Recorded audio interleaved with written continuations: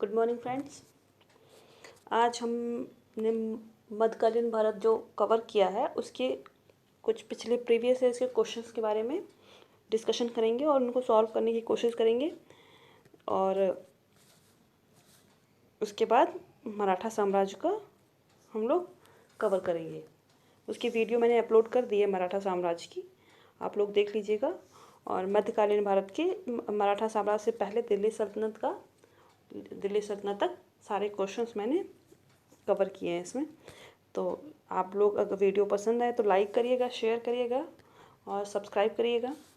तो शुरू करते हैं फिर हम लोग आगे वीडियो अपनी देखते हैं।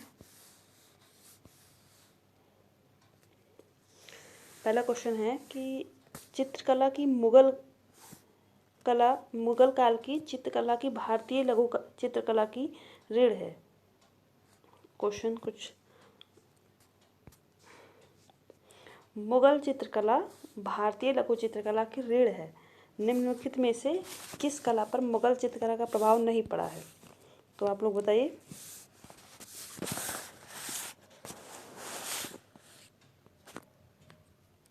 इसका आंसर है कालीघाट।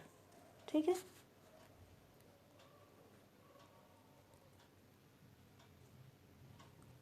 आगे देखते हैं। मीमांसा दर्शन के अनुसार मोक्ष की प्राप्ति किसके द्वारा संभव है? तो आंसर दीजिए आप लोग।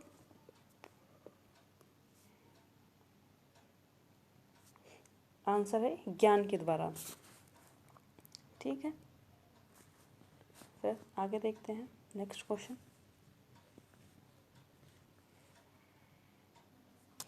चोल काल में निर्मित नटराज की कांस्य प्रतिमाओं देवताओं की आकृति प्रायः अष्टभुज है, षटभुज है, द्विभुज है, चतुर्भुज है। तो एक बार इसको कंफर्म करिएगा, ये षटभुज है। ठीक है, एक बार देख लीजिएगा आप लोग। उसके बाद आगे देखते हैं। निम्नलिखित में से किस स्मारक में वह गुम्बज है जो संसार के विशालतम गुम्बजों में से एक है? आंसर दीजिएगा। शेरशाह का मकबरा सासाराम, जामा मस्जिद दिल्ली, गयासुद्दीन तुगलक का मकबरा दिल्ली, गोल गुम्बद बीजापुर। तो आंसर है गोल गुम्बद बीजापुर। आगे देखते हैं। अष्टप्रधान नाम की मंत्रिपरिषद थी गुप्त प्रशासन में, चोल प्रशासन में, विजयनगर प्रशासन में, मराठा प्रशासन में। तो आंसर क्या होगा इसका? मराठा प्रशासन में। जो अष्टप्रधान थे, जो मंत्रिपरिषद थी, वो मराठा प्रशासन में थे और जो अष्टकवि थे वो विजयनगर साम्राज्य में कृष्णदेव राय के शासनकाल में आए थे। आगे देखते हैं। नस्तालीक है इस प्रकार की फारसी लिपि जो कि मध्यकालीन भारत में प्रयुक्त होती थी। एक राग जिसकी रचना तानसेन ने की थी। मुगल शासकों द्वारा उद्ग्रहित एक उपकर, उलेमाओं के लिए एक आचार संहिता। तो जहाँ तक हमें लगता है कि इसका आंसर है उलेमाओं के लिए एक आचार संहिता। बाकी आप लोग एक बार इसको चेक कर लीजिएगा और हम भी चेक कर लेंगे। हम आंसर इसका कमेंट बॉक्स में बता देंगे आप लोगों को। ठीक है, 7वां क्वेश्चन है। जिस सूफी संत की मान्यता थी कि भक्ति संगीत ईश्वर के निकट पहुंचने का एक साधन है, वह है शाह आलम बुखारी, सैयद मोहम्मद गेगूराज, मोइनुद्दीन चिश्ती, बाबा फरीद। तो इसके आंसर है मोइनुद्दीन चिश्ती।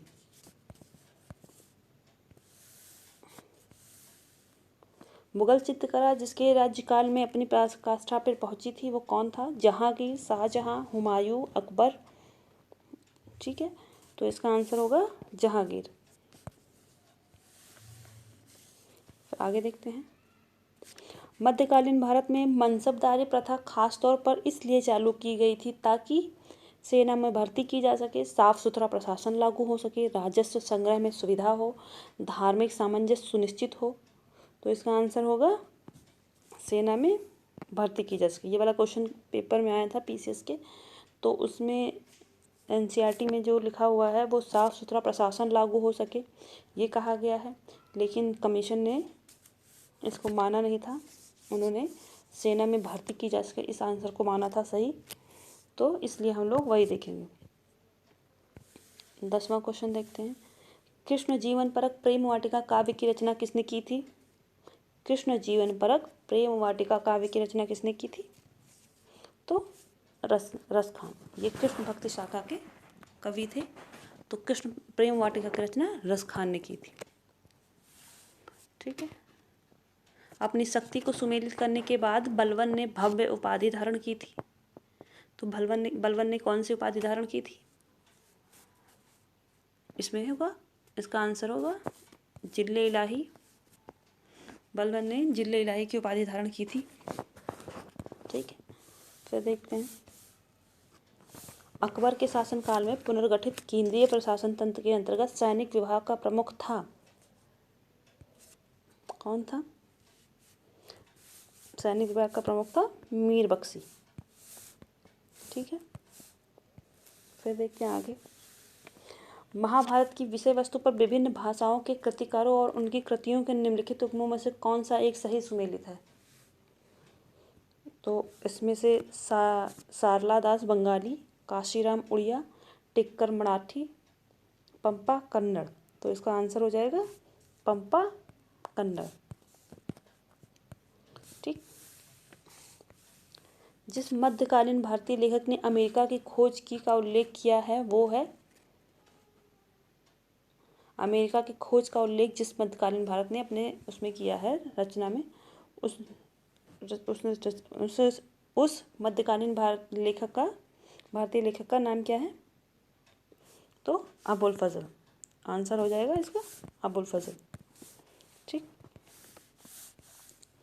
शिवाजी के अष्टप्रधान का जो सदस्य विदेशी मामलों की देखरेख करता था वह था सुमंत। आंसर हो जाएगा इसका सुमंत। ठीक। और कांधाल के निकल जाने से मुगल साम्राज्य को एक बड़ा धक्का पहुंचा था। इसके क्या कारण थे? मतलब ये किस चीज़ में इसको क्षति हुई थी? तो प्राकृतिक संसाधनों के दृष्टिकोण से, मध्यवर्ती राज्य के दृष्टिकोण से, संचार व्यवस्था के दृष्टिकोण से, सामरिक महत्व के दृष्टिकोण से। तो इसका आंसर हो जाएगा सामरिक महत्व के दृष्टिकोण से। ठीक है। आगे देखते हैं, सल्तनत काल में फवाजिल का अर्थ था। फवाजिल क्या था सल्तनत काल में? इसमें था अभिजात वर्ग को दिए जाने वाला एक अतिरिक्त भुगतान। दिल्ली का जो सुल्तान भारत में नहरों के सबसे बड़े जाल का निर्माण करने के लिए प्रसिद्ध है वो कौन है? फिरोज शाह तुगलक। फिरोज शाह तुगलक ने कई सारी नहरों का निर्माण कराया था, सिंचाई व्यवस्था पर इसने बहुत ध्यान दिया था। ठीक है। आगे देखते हैं, निम्नलिखित में से कौन से मध्यकालीन भारत के प्रसिद्ध विधिवेत्ता थे? विज्ञानेश्वर, राजशेखर, हिमाद्री, जिमोतवाहन। इसमें हमें भी थोड़ा सा कन्फ्यूज़न है, तो इसको आप लोग चेक करिएगा क्या है और हमें बताइएगा कमेंट करके। ठीक है। आगे वाला देखते हैं, हमको भी आंसर मिलेगा, हम भी अपलोड कर देंगे इसको। थोड़ा सा नेट पे भी सही नहीं पता चल रहा था। तो मानचित्र में निर्दिष्ट मार्ग का अनुसरण अपने सैन्य अभियानों में किसने किया था? ठीक है। तो इसका आंसर दिया हुआ ही है यहाँ पे, मलिक काफूर ने। ठीक, मलिक काफूर ने दिया था। और फिर आगे चलते हैं,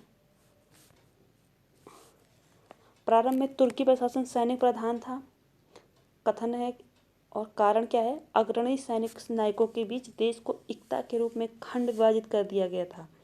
तो इसमें बताना है कि ए और आर दोनों सही हैं, और आर ए का सही स्पष्टीकरण है। ए और आर दोनों सही हैं, परंतु ए आर का सही स्पष्टीकरण नहीं है।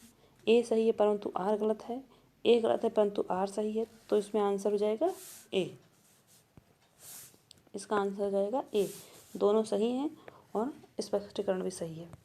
उसके बाद देखते हैं, शाहजहां के शासनकाल में दारा सिकों को बदख्शां और कांधार के अभियान पर भेजा गया था। ठीक, शाहजहां द्वारा मध्य पूर्व को भेजा गया अभियान अद्भुत रूप से सफल हो रहा था। इसमें भी कथन और कारण बताने हैं, तो इसका भी आंसर हो जाएगा ए। दोनों सही है और इसकी व्याख्या भी सही है। ठीक है,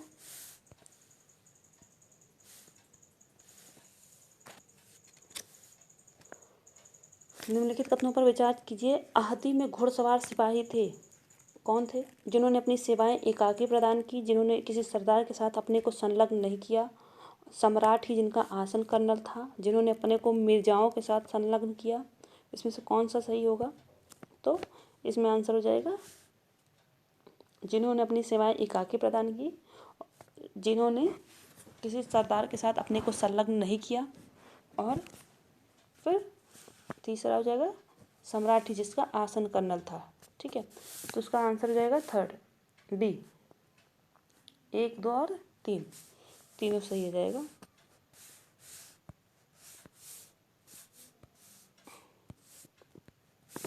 ठीक है,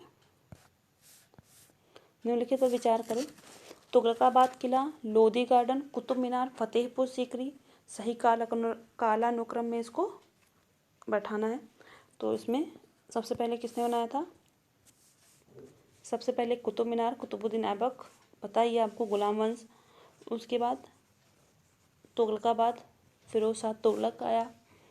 उसके बाद लोधी वंश, और उसके बाद फतेहपुर सीकरी। फतेहपुर सीकरी का निर्माण किसने कराया था, बताइएगा सब लोग। तो इसका आंसर रहेगा बी। सूची 1 को सूची 2 से सुमेलित करना है। सूचियों के नीचे नाम दिए गए हैं। 1556 ईस्वी में कौन सा युद्ध हुआ था, इसको आप लोग सुमेलित करिएगा।